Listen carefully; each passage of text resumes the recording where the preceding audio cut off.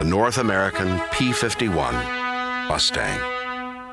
Her very name rekindles passions in those who flew her or were protectively cradled by her all the way to Berlin and back. A Mustang. Perhaps the finest propeller-driven fighter craft to ever grace the skies. Most distinctive and recognizable sound. But to the beginning. September 1st, 1935, 0445 hours. Poland fell in 18 days under the force of the two major military advancements since World War I, the airplane and the armored vehicle. England watched, and Winston Churchill comments. Now at last, the slowly gathered, long pent-up fury of the storm broke upon us. Within 3 weeks, the long-famed French army was to collapse in rout and ruin. Within 6 weeks, we were to fend for ourselves alone, almost disarmed with triumphant Germany and Italy at our throats, with the whole of Europe open to Hitler's power.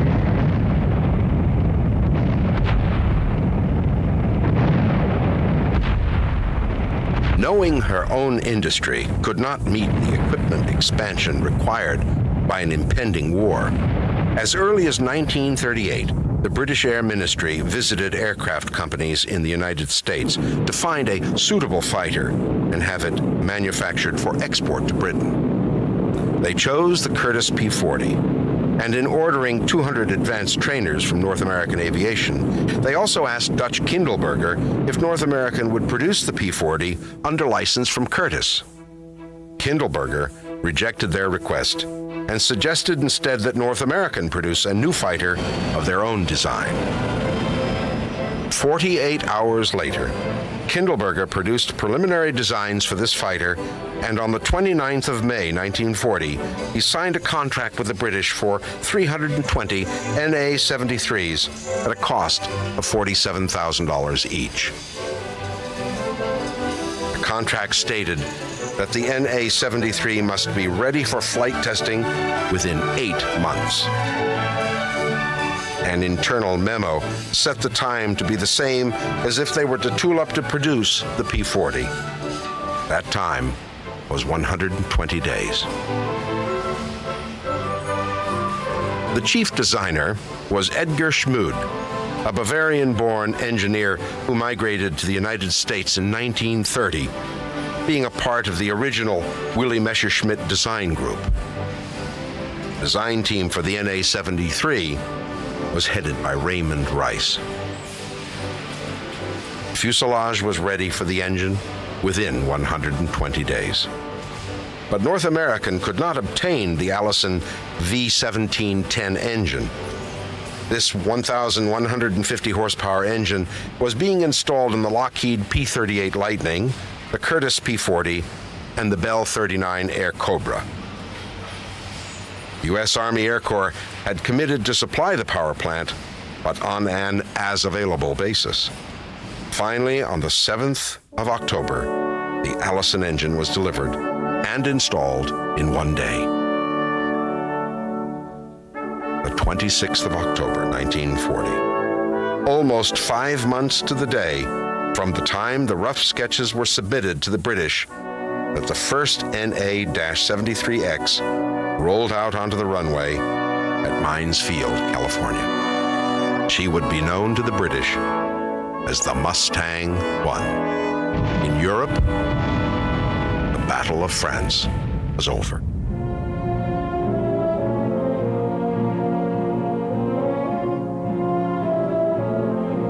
Adolf Hitler could now turn his attention across the English Channel.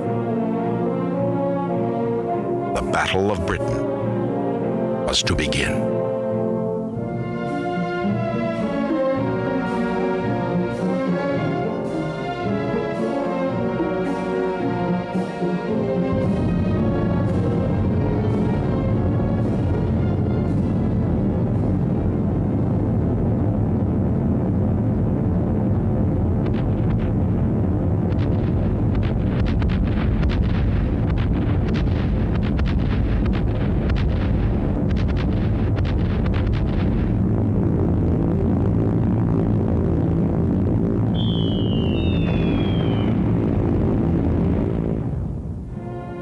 Nazi stormtroopers gathered along the English Channel in preparation of the pending invasion. It was almost a festive atmosphere.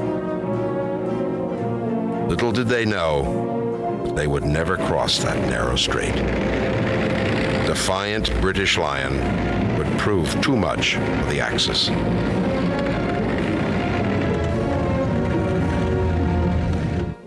We shall defend our island, whatever the cost may be. We shall fight on beaches, landing grounds, in fields, in streets, and on the hills. We shall never surrender.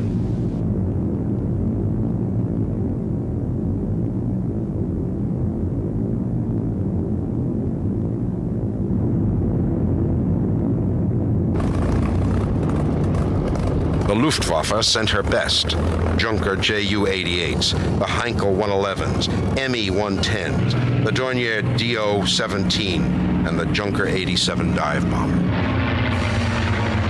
Swarms of Me-109s came to ward off the British Supermarine Spitfire 1A and Hawker Hurricane 1s. Superb aircraft, and truly a match for the German escort fighters.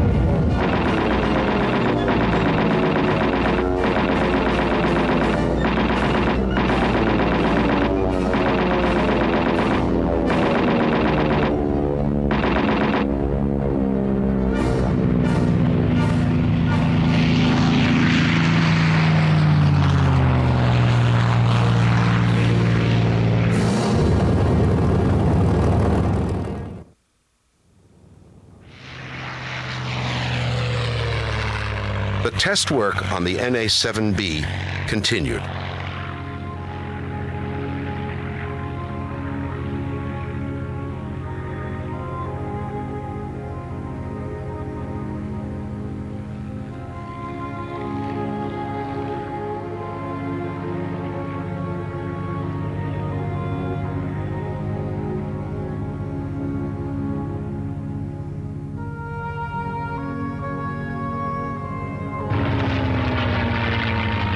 Flight characteristics were excellent. The British were so impressed with the 25-mile-per-hour increase in airspeed over the Curtiss P-40 and the ease of handling that they placed an order for 300 more.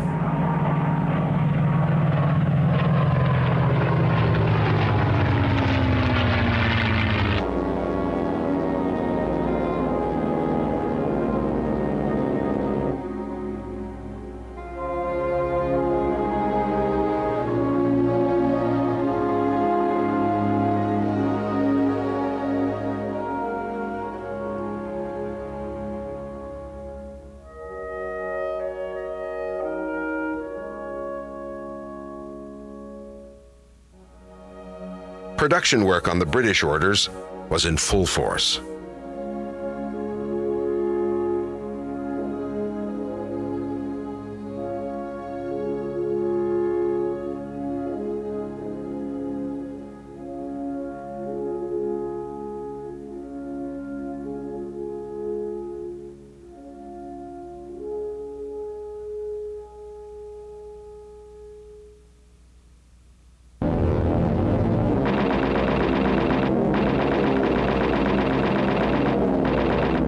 This was at the height of the Battle of Britain. The British pilot in the Hurricanes and Spitfires were deadly against the German invaders.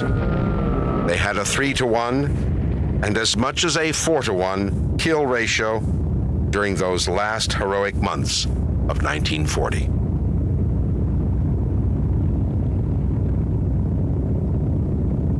Sunday night, December 19th, 1940. A massive incendiary raid was carried out against the city of London.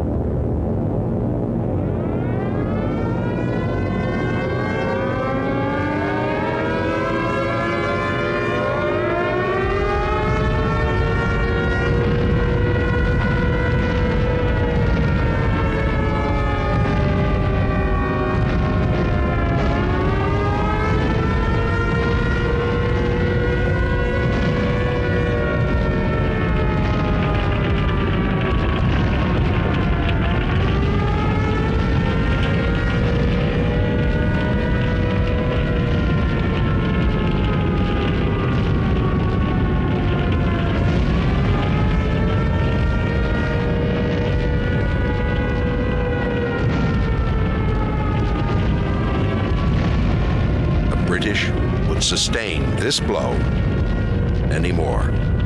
They would not break.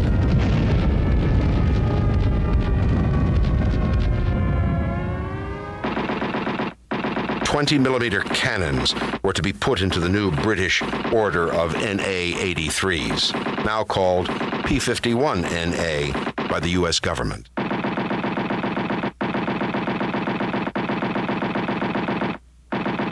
Testing was thorough before the cannons were mounted onto the airframe. Delivery of the Mustang I began in the spring of 1941. The Air Corps took little notice of this new fighter, as they were not yet at war. P-51 Mustang, officially a U.S. fighter, was now leased to the British under the Lend-Lease program, retaining America's neutrality.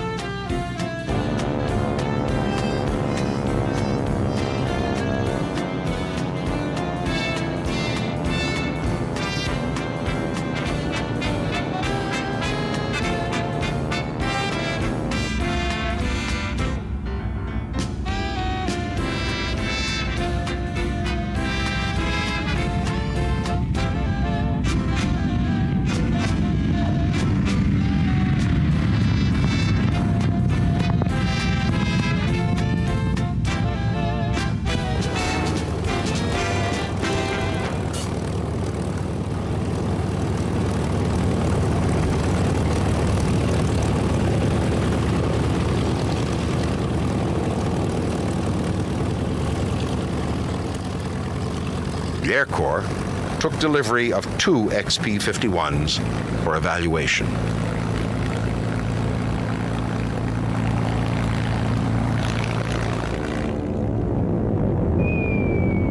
December 7th, 1941.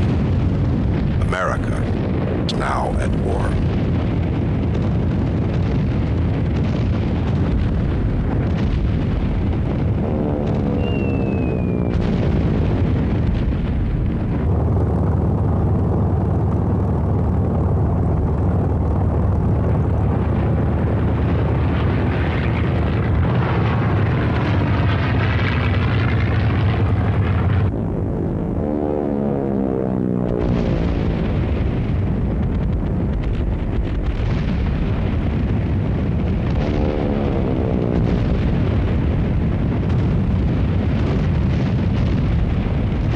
Yesterday, December 7th, 1941, a date which will live in infamy. The United States was suddenly and deliberately attacked by naval and air forces of the Empire of Japan.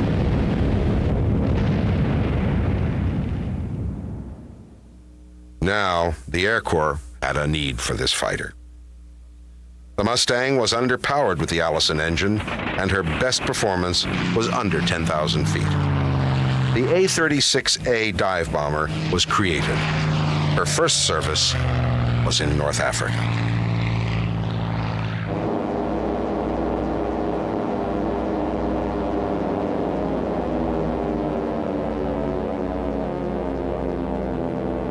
Both the British and the Americans found her maneuverability and speed useful in low-level ground support and as an attack aircraft.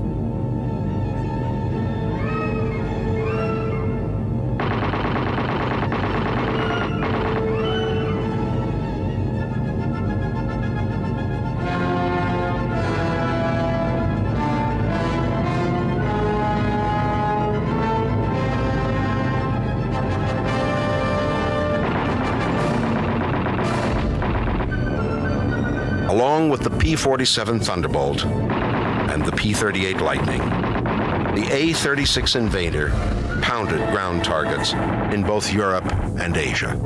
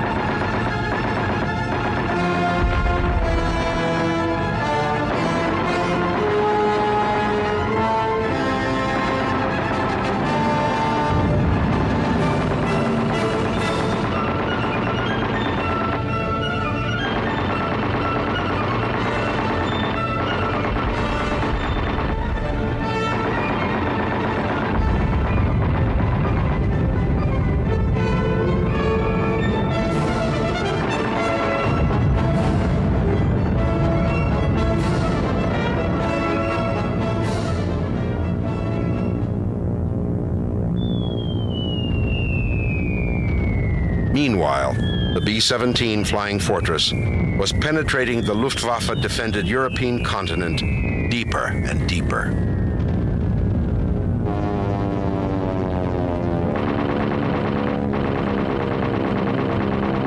The limited range of the high-altitude fighters could only accompany the bomber groups for 150 miles from their air bases with battle time and reserve fuel. This left the B-17s totally vulnerable to German fighters for a considerable part of the trip. Losses were very high. Many didn't make it.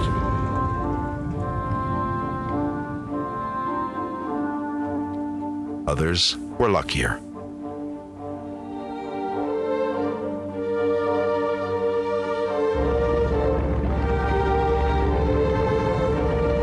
A long-range, high-altitude fighter was desperately needed.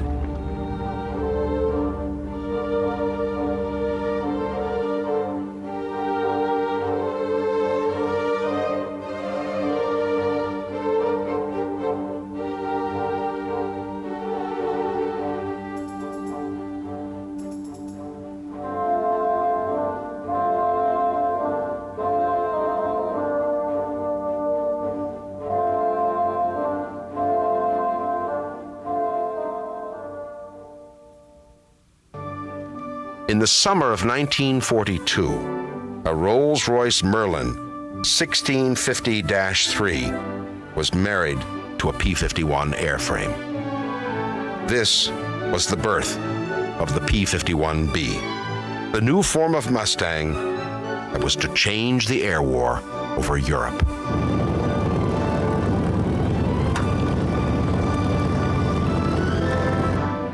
The 30th of November, 1942, saw the first flight test of this proven airframe with the power of the Merlin engine. With her multi-stage blower on the 1,380 horsepower inline power plant, the P-51 Mustang could now stay with any fighter at any altitude, all the way to 26,000 feet.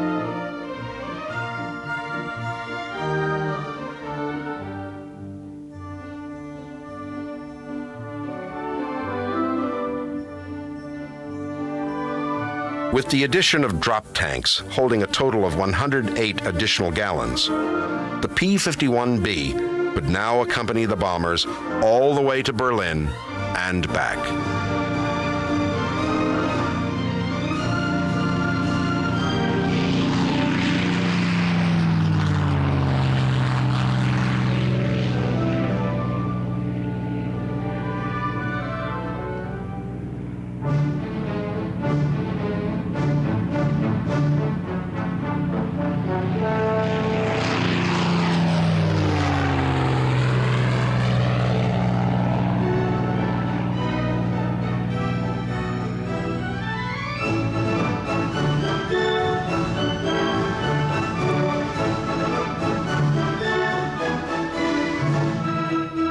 Visibility was now a major concern to the pilots. The greenhouse gave way to the Malcolm hood, which was an improvement, but not until the bubble canopy was developed did the Mustang enjoy unrestricted visibility both front and rear. The new Mustang became the P-51D.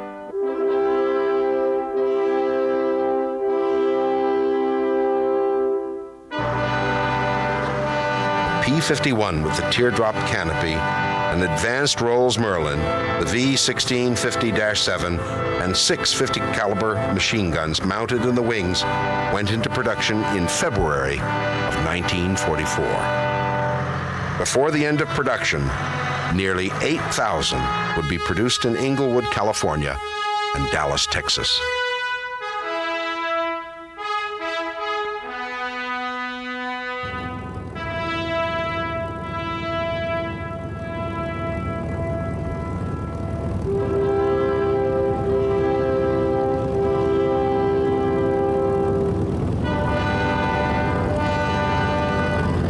Legend of the P-51 Mustang was about to be built. She was to fulfill her mission.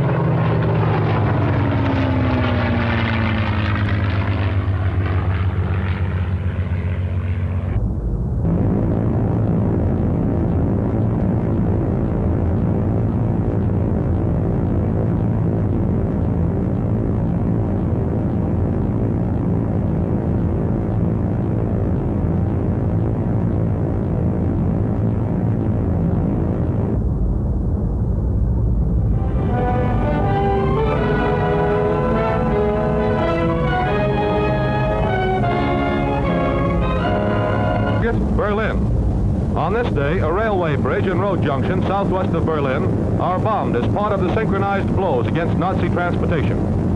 Berlin itself had for days been under constant attack, with night-flying British mosquitoes following 8th Air Force heavies in round-the-clock battering of the Nazi capital. Target, Lüneburg, in the heavily industrialized Elbe River area. Lüneburg has extensive facilities for locomotive and freight car repair. Workshops, marshalling yards, and warehouses were wrecked. 3 bridges in the area received at least 1 direct hit each. Target, a rail choke point at Ludwig Lust. The bomb run was made perpendicular to the target. Direct hits ripped up rails, destroyed equipment, and a choke point was smashed. Target, Ilsen. One of the heaviest of the raids was against the industrial town and ordnance center at Ilsen, north of Brunswick. At least 325 bursts could be seen on the rail lines and on installations in the marshalling yards, causing extreme damage throughout the southern half of the area. At raid's end, at least 4 intense fires could be seen. Allied bombs were crippling fascist Germany, methodically and thoroughly, as advancing Allied armies narrowed the Nazi sphere in Europe. The 6,600 tons of bombs dropped during this day's offensive against Nazi rail targets were only a fraction of what would follow, as the air forces continued to paralyze the enemy's ability to move in a violent prelude to paralyzing his will and his ability to fight.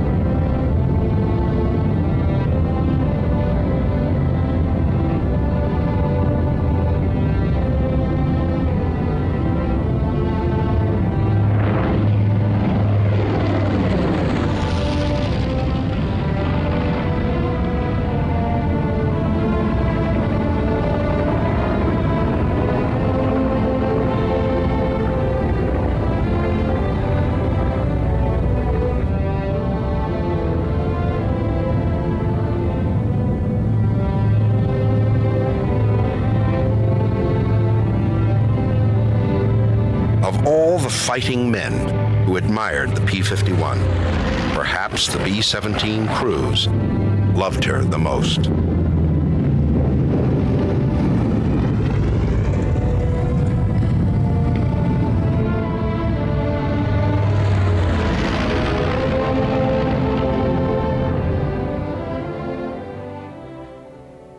The Mustang fame was not limited to ground support and bomber escort. She was one of the quickest, most maneuverable ships to fly.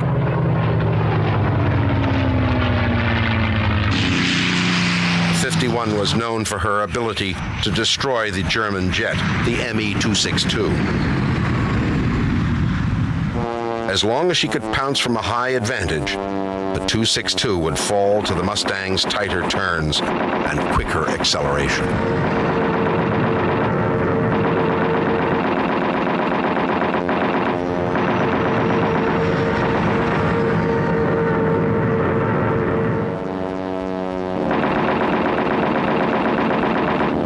The P-51D Mustang performed with distinction in the Far East, where a 51 pilot received the Congressional Medal of Honor for downing 7 Japanese aircraft in one battle.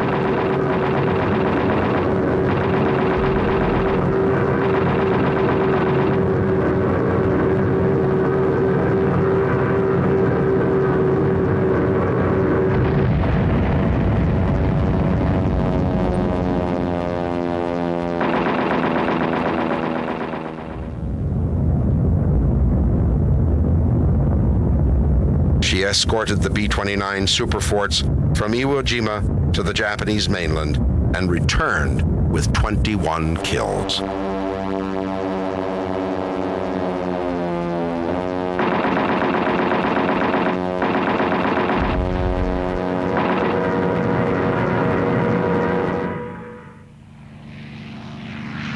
An all-purpose fighter built around the P-51 concept, the P-82 was developed at the end of the war. She saw limited service in Korea, along with the venerable P-51D. Unlike most warbirds, the Mustang is not just a museum piece or an oddity at air shows. There are some 200 still flying in civilian service. A great and fierce fighter craft with a justly earned niche in aviation history. And as many a stunned admirer will tell you, she still leaves a path of awesome sound and fury across a quiet sky.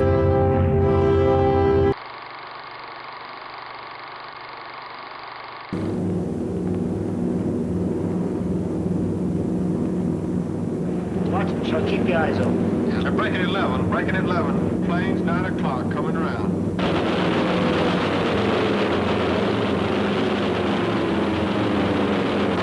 New Fox to Baker. Engine on fire, dropping back. I got him. Baker to high squadron. Close up. Close up. Fire at 10:30, coming around. 10:30 upper and lower. B-17 out of control at 3 o'clock. Come on, you guys, get out of that plane. Bail out. There's one. He come out of the bomb bay. Yeah, I see him. What was that? What the hell was that? It went by like we were standing still. Blue leader to group. Get off the air. Maintain radio silence. It went by like a rocket. What the hell was it? What it was that day in 1944 was the Messerschmitt 262, the world's first operational jet fighter, the fastest thing flying, the superplane that Hitler wasted.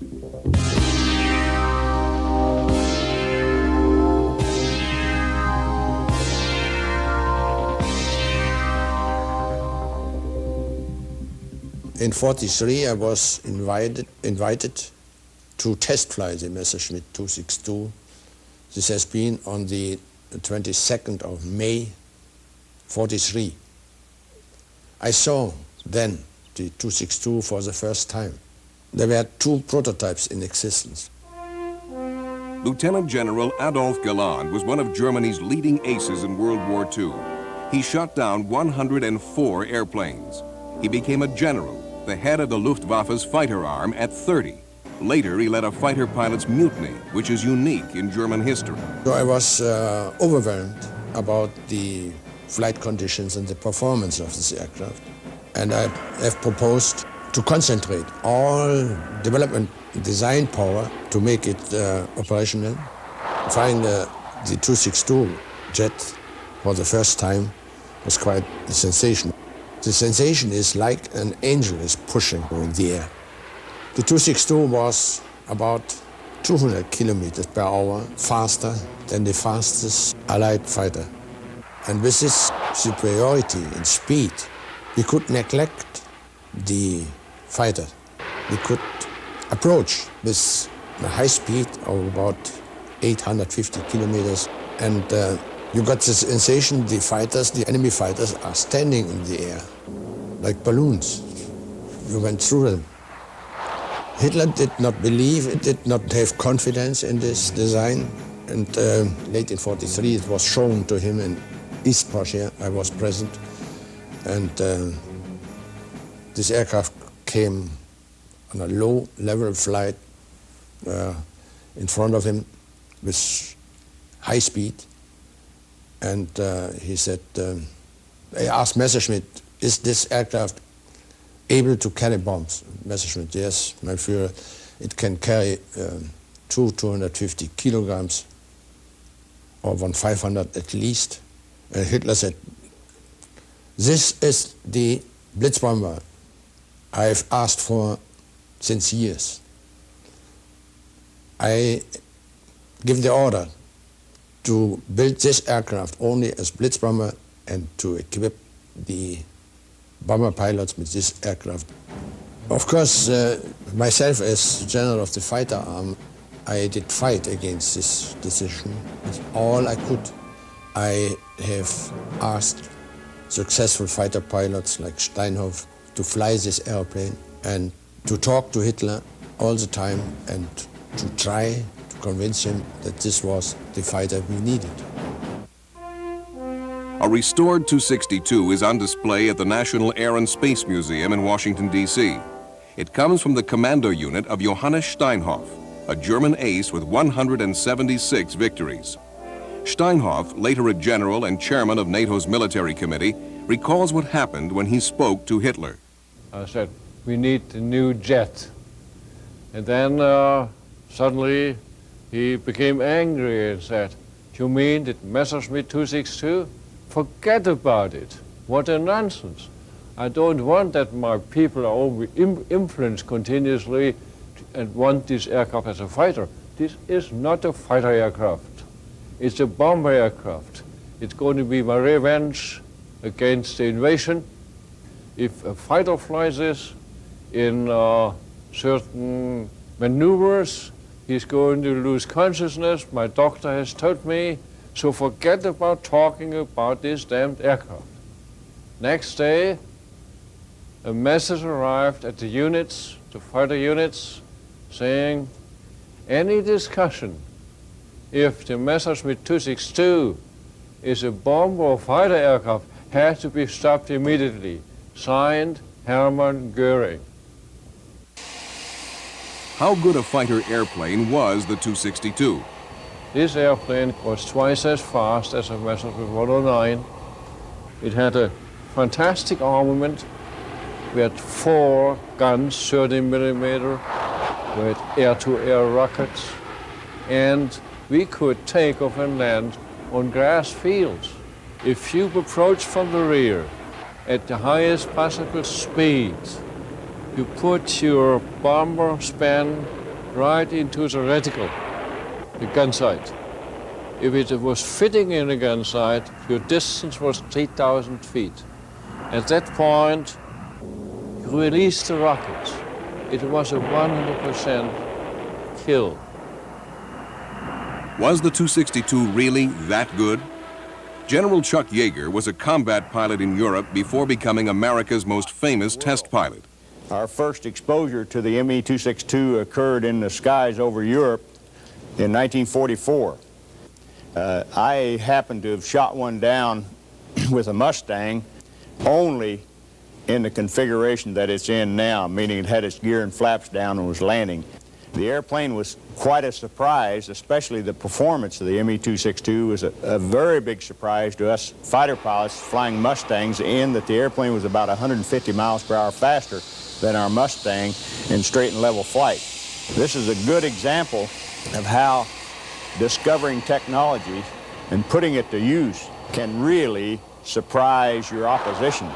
The 262, after the war, we returned quite a few of them to the United States, where they were flown against the Lockheed P-80 Shooting Star.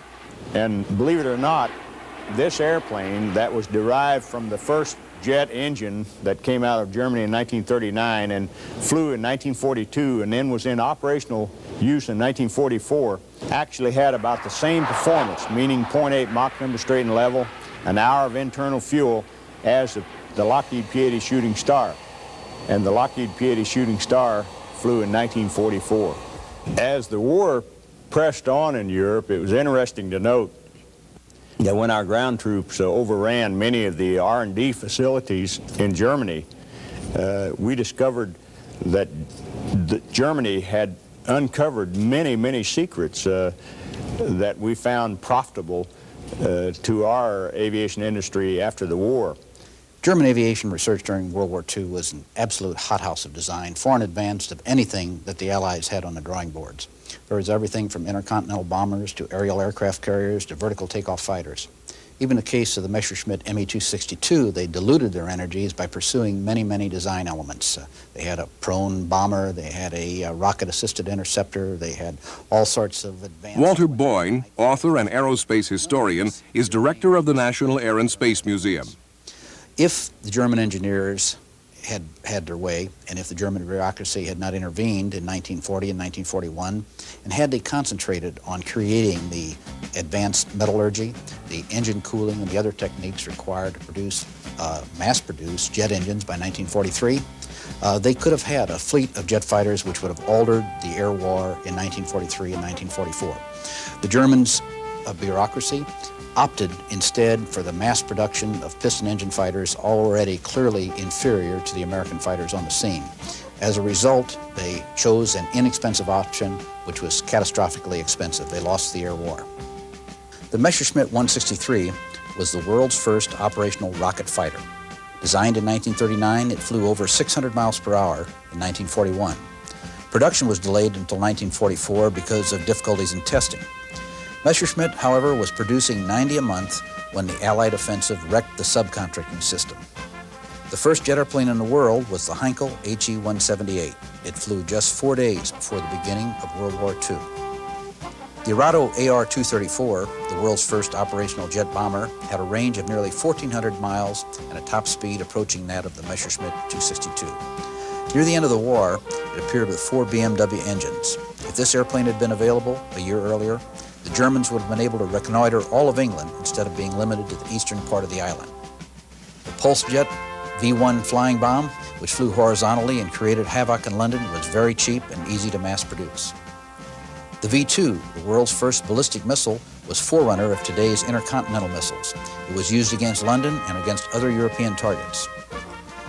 The Gotha GO-229 flying wing was scheduled to enter service in late 1945, had a top speed of over 600 miles per hour and a service ceiling of 50,000 feet. The Messerschmitt P-1101, a testbed jet fighter, had a ground-adjustable variable swept wing. The fast and tiny Volksjager jet fighter, the Heinkel HE-162, was to have been flown by Hitler Youth after training in gliders. The Germans even had a wind tunnel-tested design of a ramjet fighter that might fairly be called the progenitor of the TAV, the transatmospheric vehicle that someday will allow us to fly across the continent in minutes. We also found hundreds of deadly Me-262s lined up on runways and sitting, partially fabricated, in wooded areas. Because Goering refused to allow the 262s to intercept the Allied bombers, the Luftwaffe aces tried to depose him. Goering called the act a mutiny. Galland was fired and narrowly escaped being shot. First I was asked to leave Berlin, leave Fighter Command, and when I came back against the order, I was put under house arrest for a week. I was planning to escape. But escaping was only feasible and possible to the east. And I didn't like these thoughts. And therefore, I came close to the decision to suicide. A girlfriend of mine did approach Speer. And Speer, in the same night, went over to Hitler and told Hitler what was going on. So Hitler did stop it. But by ordering to give the proof that the 262 was an excellent interceptor, I'm sure he had the thoughts, this is better than let him suicide. And the chance to be killed in the last missions, the last 10 missions, was very high. But we didn't pay much attention for it.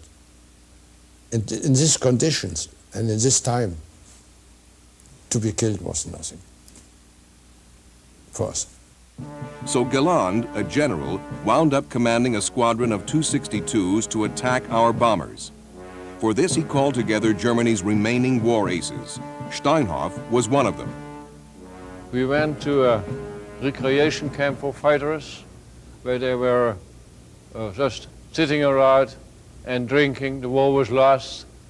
And just said, do you want to participate and fly a beautiful aircraft? They said, right away, we come with you, and formed this unit in Munich till we had 12 aces. We had, let's say, 120 aircraft. We had enough mechanics and started flying with this aircraft. And I think very, very successful. It was a desperate time. It was a time where we had the feeling we have done what we could. We warned our leaders that they made the wrong kind of strategy. And we had a good feeling to finish this war with a good conscience. Weeks later, Steinhoff hit a bomb crater on takeoff, crashed and burned. 1 week after that, it was Galland's turn. I met this Marauder formation on the Danube near Neuburg, and I made an attack on them. I had rockets at this time, 24 rockets, 12 under each wing. This could be should released in salvos. But we had two safety switches for these rockets, and in the approach I forgot to lower one of the two, with the result that the rockets didn't go. But we had 4 30mm cannons in this aircraft on the nose, which resulted in a very concentrated fire. And I attacked the last of this formation. In going through this formation, I shot a second one. But I didn't know if this was, the second one was completely shot down. And I made a turn, and in this position, a thunderbolt came from high sky and shoot on me, and he hit me. Later on, I found out this was Lieutenant Jim Finnegan from San Francisco. And off to my left, watching some B-26 Marauders flying along, I looked down at the tail of the last one, and suddenly there were 2 objects flying toward them that I'd never seen before. It was so fast that I couldn't imagine anything going that fast. And suddenly, boom, a flash, and 2 of the B-26s just literally disintegrated in the sky. And then it suddenly dawned on me. These were the new 262, ME-262 jets. James Finnegan is now chief investigator for the district attorney of Marin County, California. As the one came flying back, I dropped my nose a little bit and watched him. And as he came across, again a good 3,000 to 4,000 feet below me, I decided that with this baby, I could turn it on its back and put it in a dive, and believe me, nothing can outdive a P-47. It's so heavy that as I turned it, that's what I did. I turned it on a split S, pulled it through, and came back down on top of it. And as I did, here was that ME-262, right in my sights. In fact, I had to, this nose is so big that I had to pull it up a little bit to get a lead on this ship. I fired a 2-3-second burst, and suddenly I dropped the nose and I saw strikes hitting the right side of it, maybe toward the cockpit, and then it to the left, turned and disappeared into the clouds. I went below it and was going to and tried to pull up to see it, and it disappeared completely. I returned to base, and with my wingmen, we were interrogated. I claimed a probable damage. The report went in, and the war went on for another 2 weeks, and I'd forgotten it. 1979, I received a telephone call from a young man who had recently graduated from a local university in San Francisco State. And the telephone call had to do with a 262, which had been shot down on that April 26th, 45 date. And he questioned me as to the color of it, which is best that I could remember, some 34 years later, was a mottled brown and green. And then he said, which way did it turn? I said, turn to the left and up. He said, do you know who you shot down? And of course, no, I didn't know who it shot. Nobody had any names on the fuselage. And he said, you shot down General Adolf Galland.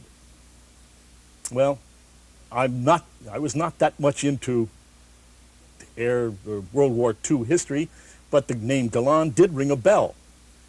And I said, no kidding. That's great. That's great. A few days after Galland was shot down, the war ended, and we were spared a convincing demonstration of what the ME-262 might have done. Suppose it had been used earlier, when Galland wanted it. Had all of the ME-262s, which the Germans could have built, been pitted against the B-17s and B-24 bomber force, it probably would have extended the life of World War II at least a year. And as we like to say, it would have been very unfortunate because probably Russia would have owned all of Europe. Well, if he'd been able to get it as early as he had wanted it, say in very early 1944, it's entirely possible that the Allied air offensive would have been brought to a stop. This would have meant that the interdiction of the railroads in the invasion sector wouldn't have been possible. It might possibly have tipped the scales against the invasion. The ultimate outcome of the war was probably never in doubt if you consider the resources of the countries involved. But in 1944, 1,000 ME-262s operating against the 8th Air Force would have been a catastrophic event for us. If we would have used the Messerschmitt 262 in fighter operation, let's say only 100 of these 1,400 which have been built, I'm certain that we would have destroyed at least 200 in each day. This means the 262 could have made the first wave of attacks and they would have broken the formation. And then our fighters, our prop fighters, could do the rest. The day raids would have been stopped very soon. And the 262, totally used in fighter operation, would have delayed the Allied progress in the Western. This would have given the Russians more time to advance through Germany, so that the demarcation line would have come close to the Elbe. So the misuse of the 262 and the mistakes Hitler made with the 262 finally did turn out in favor of Germany and also in favor of the Western countries today. The Messerschmitt 262 is history. What lessons does it hold for us today? The lesson of the Messerschmitt 262, as taught to us unwittingly by the Germans, is a difficult one because it means that you have to be smart enough to figure out which is the best option and stick to that option even if it happens to be the most expensive option. It's nice in research to be able to choose the least expensive way to a desired solution. It usually doesn't happen that way. The Germans opted not to take the risk of a 262, and they paid the price. The one thing that we found out a long time ago is that if you want to stay ahead of your competition, you better have an R&D program. And a good example is the Bell X-1. The one thing that airplane did was fly faster than sound. And up until it got through Mach 1, we didn't have any idea what the problems were in the region of the speed of sound. Now, the one thing that was uncovered with the Bell X-1 in 1947 was that the X-1 lost its elevator effectiveness. Otherwise, you lost the ability to fly the airplane at about 0.93 Mach number, or 93% of the speed of sound. And with the X-1, which had the capability of moving its whole horizontal stabilizer or whole tailplane, we found we were able to control that airplane through Mach 1 with the horizontal stabilizer. At that time, in 1947, the F-86 Sabre was on the drawing boards. And since the F-86 Sabre, which had a swept wing, was designed to dive to the speed of sound, we put an electrically trimmed horizontal stabilizer on the F-86. When the F-86 was in combat against the MiG-15 in Korea, the F-86 shot down about 10 MiG-15s for every F-86 we lost. And consequently, when we got our hands on the first MiG-15 in 1953 and flew it, we found out it had a fixed horizontal stabilizer and could not maneuver above about 9.3 Mach number. That's how research pays off. General Larry Scance is head of the USAF Systems Command, the research and development arm of the Air Force. Well, I think there are a couple of interesting lessons. Perhaps the most fundamental one is that you have got to seize technology when you see the opportunity and advance it. And it wasn't that we didn't understand the fundamentals of jet propulsion, but just nobody grabbed onto it. The other lesson is sort of bureaucratic in the sense that the Germans did build the Me-262, and it was obviously going to be an extremely superior interceptor aircraft. Hitler wanted to make it a ground attack airplane, and that is what I would call a typical governmental bureaucratic decision, which is unrelated to the technical advantage that you have in that kind of machine. The lesson of the Me-262 is that a nation like the United States must put a premium on looking for and developing new technologies that buy you combat capabilities that will be far superior to what your potential adversary has. And if you're not looking and you're not sensitive to that, you're going to miss some things and discover them too late, and that's a case of what happened with the Me-262. What was that? It went by like a rocket. What the hell was it? It was the Messerschmitt 262, the superplane that Hitler wasted.